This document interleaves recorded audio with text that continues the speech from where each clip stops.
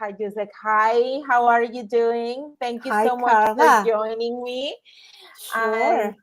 yeah, today's topic is very, very um, interesting because we are going to be talking about the most common questions for first-time home buyers. So please, if you have any question and you will like us to answer it live, feel free to jump in, and we would love to make sure that you have the answer based on your particular scenario. So please, Elisa, Yes. So we I'm have going to be prepared shooting some questions. I'm questions. going to be Yes. shooting questions, Carla, for you and then for myself, so we can answer differently. Okay. Yeah, let's see how many questions we can answer in the span of maybe 20-25 minutes. So I Okay. have one here, the first one. Okay, I will answer this one. How much do first time home buyers have to put as a down payment here in Ontario? As you know, I work here in the GTA. I sell homes here in Toronto, so that's where my expertise are. So if your home costs $500,000 or less, you'll need 5% minimum down payment. Okay, the minimum. If your home costs more than $500,000, you'll need a minimum of the 5 down payment for the first 500K, and then 10% on the remainder. If your home costs 1 million or more, then yes, definitely you need a 20% down payment. And I found this question very important, Carla, because many first-time home buyers ask me or tell me, should I say, that they have not put 20% down payment together yet, that they in the 14 or 15%, and they need more months to put that money together. Well, it's not needed. Of course, it will depend on the value of the home. Especially in Toronto, you will not find a house for less than 500,000. So probably you will need something closer to the 10%, but it's completely doable. And then talking about the first-time homebuyer specifically, please, Carl, explain to us what exactly is a down payment.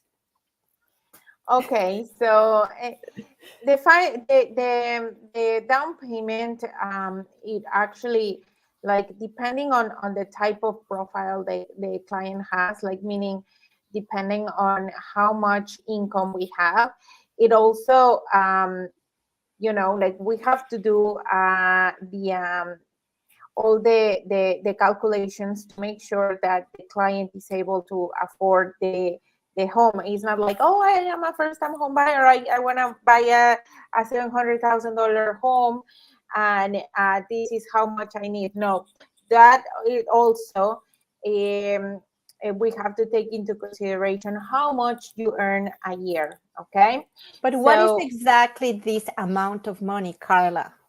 Where does it go? What is it? where does it go, the down payment? Yeah, because some people are not sure where exactly this down payment, this typical 5%, You I mean request the with the offer. deposit? No, the down payment. The down payment normally. Okay, so it Yeah. goes into the equity of your home, is what you mean? Yes, I wanted you to confirm Okay. that because sometimes when I mention it, yes, it goes right there, right, Oh yeah, Carla? So when yes. Elisa, that mean me, when I ask you 5% as a deposit, which in this case, this deposit is the same as the down payment. Even though you're gonna put it in with the offer, where does it go? You just mentioned it, right? Exactly. It goes to the equity of your home. To the So equity of the home. Sorry, yeah. right, so yeah, and that is the question. What is a down payment? It's part of your capital. Is the money you have been saving to put down for your home. It's not a Okay. payment. It's not a payment to any agency, right? Yeah, no. It goes directly into Yeah. the equity of your home. So let's say, for instance, if the client is buying a 600,000 and it's putting $30,000, then it goes directly into your equity for sure. Yeah, and then you just have to give the rest to the lawyer, the 570,000, because you already put the 30,000. That's how we understand it. Yeah, of course. Perfect, perfect. Yeah. So next question for you. Okay. When shopping for the best mortgage rate, is better my bank or a mortgage broker? Where should I go? Okay, so going directly with the bank, you are only going for one option. So the banks only will offer their products, their rates, and going with a mortgage broker will open up options for you. Why? Because we have over 50 lenders available to us in order for you to get one could be the best rate or two could be the best approval. Why do I say this? So different lenders have different guidelines, and because it's impossible for you to know all these guidelines that all these different lenders have, you don't really know where to go.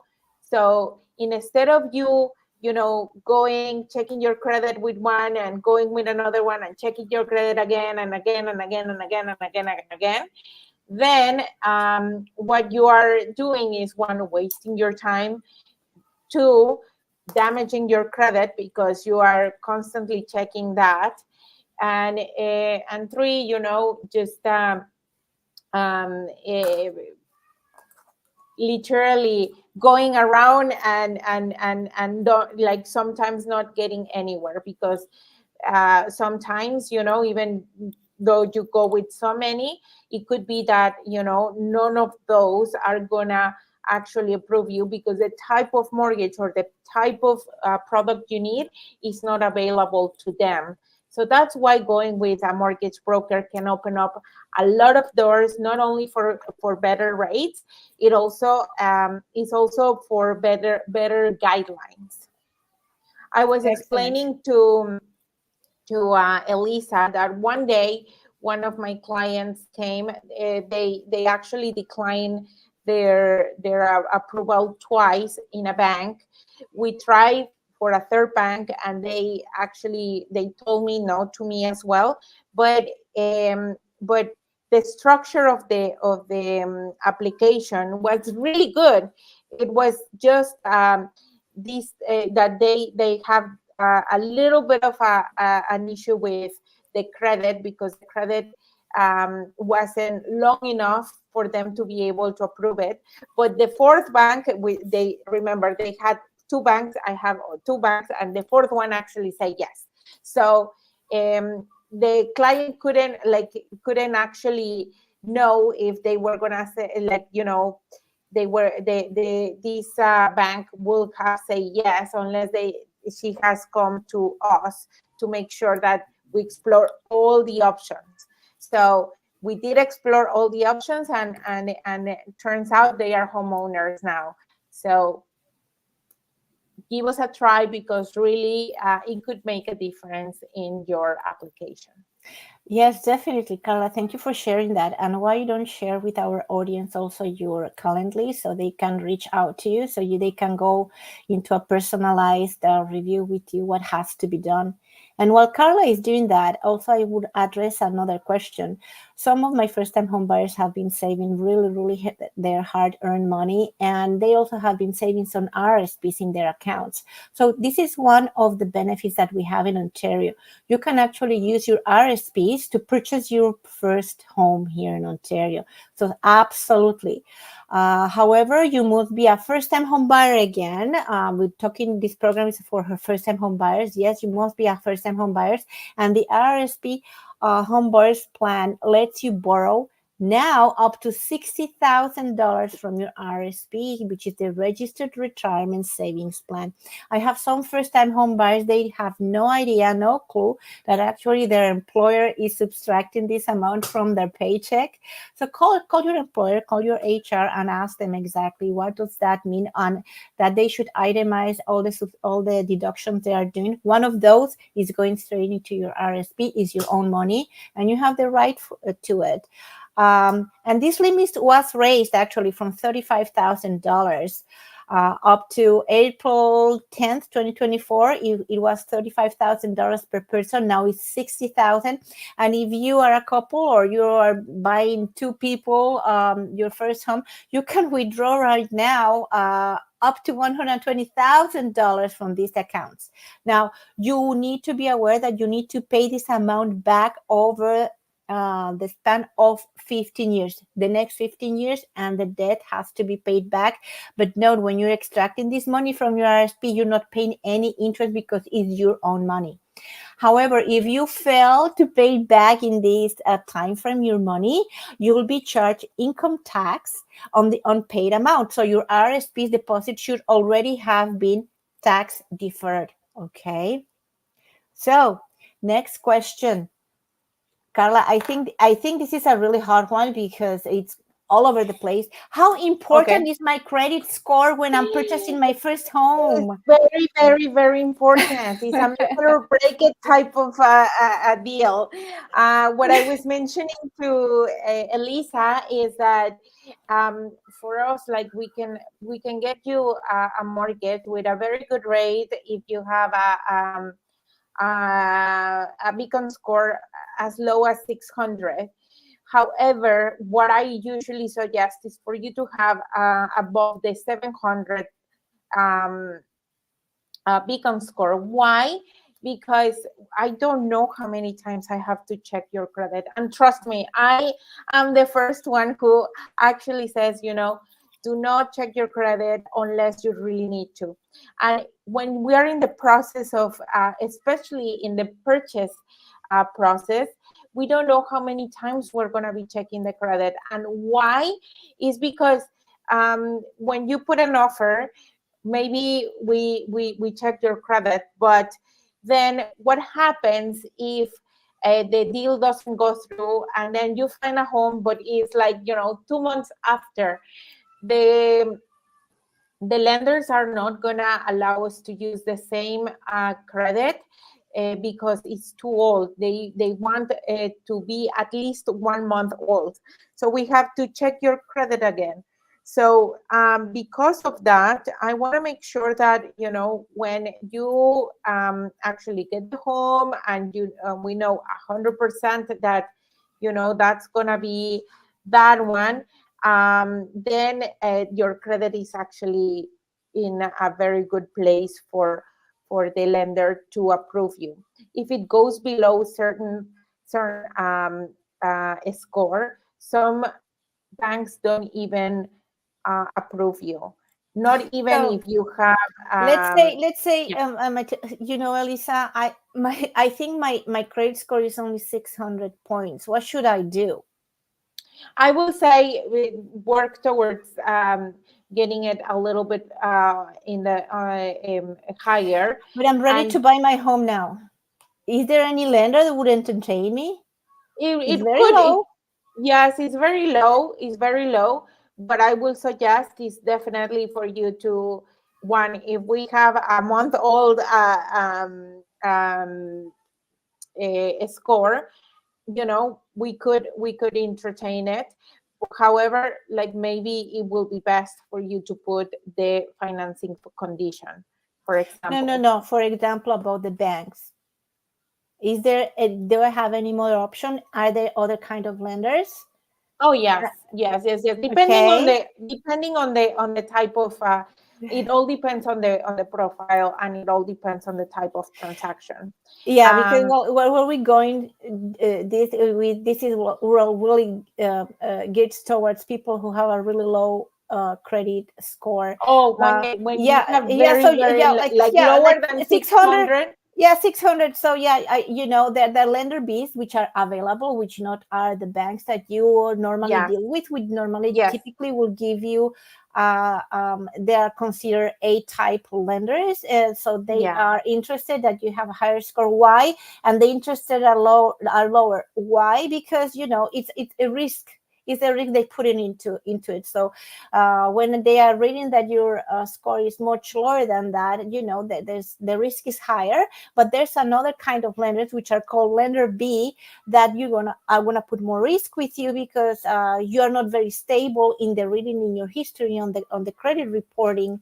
But you still can get a home. And believe it or not, even people who have gone through bankruptcy can get a home. There are all kinds of lenders. How many lenders you work with? Because there's not only 5, the big banks out there, guys. There's Yeah, much no, more. How many 50. lenders do you work with, Carla? 50. You Over see? 50. And Over many people 50. have no idea they can be applying or searching for with so many other lenders that have so many different profiles to accommodate, right? Yeah. So yeah, and that's where my question was going, because I want them to know that you can actually, when they explain you very well their profile, you can really find what they're looking for if they are ready A really with the hundred funds, percent. right? I tell you one story about one client.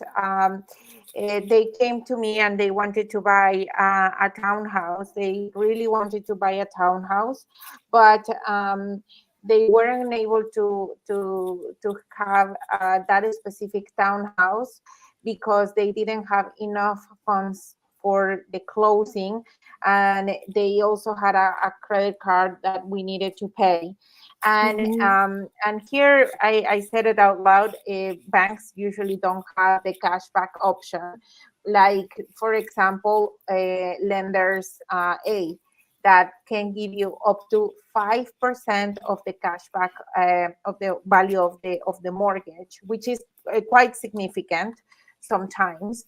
And Mm-hmm. thanks to that product, the client, instead of getting the condo that they didn't want in the first place, they were able to purchase the the the the um, the um, the townhouse that they really wanted to buy. And it turns out, it was a perfect product for them, because they were able to consolidate all their loans, and they were able to also come up with the closing cost. So in that way, it was a happy ending for them. But going to a bank, they would have not found something like that. Okay. Yeah. So Um, again, you're backing up with the other question we had, if they should go directly to the bank or to a mortgage broker. Definitely, because the plethora is Sorry, there. All the when banks are when there, is like right? No, but yeah, all the banks are there because, yeah, as we know, if you have only one product to offer, you will not be offering the products of the bank next door, right? You only will be offering yours. So Yeah, and I that's can a huge also work with the advantage. bank as well. Like if you really want to work with a bank, and that's like a personal decision that you say, I really would like. We also have banks, so definitely is in our eh, In your portfolio, right? in Yeah. our portfolio. Yes. Yeah. Another question, let me see here. Can I Perfect. qualify for a land transfer tax rebate in Ontario? Absolutely. If you're a first-time home buyer, you will get your land transfer tax rebate. So to qualify, you must understand, as a first-time home buyer, you must be, of course, an adult, you 18 years or older, because believe it or not, there are very, very few applications that go from, like international students that are younger, but that's a totally different story. And then also you must be either a Canadian citizen or a permanent resident of Canada. You have to occupy the home as your primary residence within the first 9 months of the date of the transfer. As soon as the lawyer gives you the deed, cannot pass more than 9 months that you occupy that home as your primary residence, okay? And you can't have ever previously owned a home, either part or in full, anywhere in the world to get this land transfer tax rebate. And if you are married to your spouse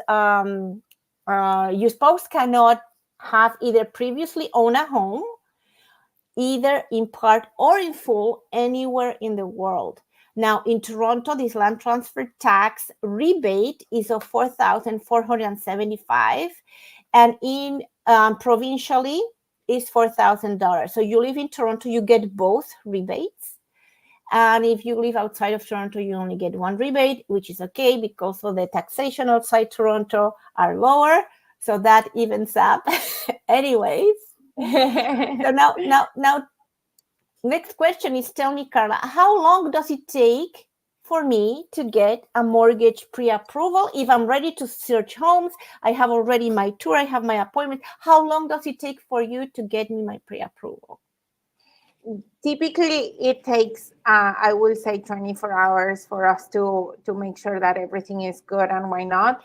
But I will say that you need to make sure that you are sending all the information and all the documents that we require. Why? Because when we are in the process of the pre-approval, and you are putting offers, what I strongly suggest is to treat it almost as if you were actually getting the mortgage in that precise moment. We want to make sure that we are able to use all your income, and we're able to use all your down payment, and you have the actual credit score that we require. Now, why am I saying this? Because sometimes my clients come and tell me, "Hey, Carla, but I have this app from my bank that is telling me that my score is awesome, my credit score." And I can tell you right now that banks actually use TransUnion, but when they want to actually check something for credit, they use Equifax. And we want to make sure that we are actually checking Equifax at that point to make sure that everything is good. So now you have that other tip that we actually need the Equifax, and we need to make sure that what you're putting as an income is the actual income that we can use. Sometimes, especially for people that have bonuses, sometimes they put their last T4 income, but guess what? The lenders actually use the last two, the average of the last two T4s. So that can actually increase your income, or it can decrease your income. So there are little things that you guys won't be able to know in order for us to give you an accurate approval. So make sure that you send all the information. That's my my best recommendation here. Thank you so much, Carla. That was very important information.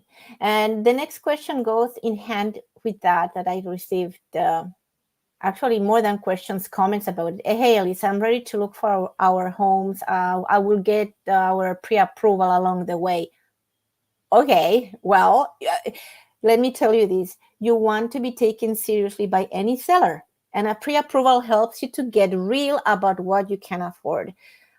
Pre-approvals are actually accurate assessment of your initial or your financial status that show you are ready to buy. Exactly that you are ready to buy and that you can afford the property when you submit an offer. So having this information before you start looking will help you avoid the inevitable disappointment of failing or falling of the place that you cannot afford. And well, it manages your expectations, right? It manages your expectations because and sets you up to find the right home for you. So you're never looking for properties that are beyond your affordability, and then you can narrow actually of the 50 homes that you can go crazy looking out there. Okay, I can actually entertain these 10 homes, and you know what? Many sellers will request a proof that you can afford to buy their home, and a pre-approval is a wonderful way to actually show them that you are serious about the process.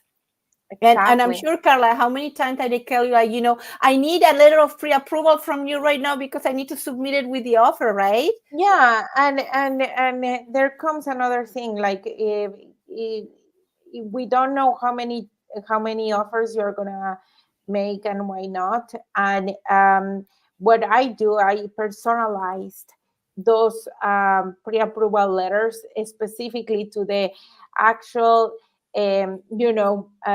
property that you are putting the offer, and that makes it a little bit more like, oh, they work as a team. They actually did this due diligence specifically to my property, so they feel a little bit more, like, oh, okay, now I know that it's not just a random approval, it's an actual approval based on this specific home. Now, I just want to have this parenthesis, when we do a pre-approval, and clarify that a pre-approval is not an approval. Okay. And the reason why I want to make sure that you know this is because um, when we are looking at your financial situation is one thing, but in an approval, they want to see that, you're paying a fair market price for the property that you are buying. That's one. And second, and very important, that the actual property is good and it doesn't have any major damages, such as like mold or water damage or structural damage. All that is seriously taken into consideration by lenders, because if in the case that the client doesn't pay, they are able to sell it as fast as possible. And those houses that are, that need a significant repair, sometimes they tend to, stay away from. So just to keep in mind that when you are in this process, and make sure that you keep this in mind and do your research of how much you are going to put the offer for. Yes, yes, exactly. Well, the time has run. Imagine that it's 4:12. So yeah, it has been a lot of information for our audience. So if you find this information useful, go to our YouTube channels, subscribe, and share the link to anyone who you think this information may be useful. So yeah, and we'll see you next Tuesday. We have not finished the list of questions we have here, so we'll continue with more for the next session. So tune in for next Tuesday, same time, with Carla and myself. See you soon. Bye. Thank you so much, Elisa. Thank you. Bye.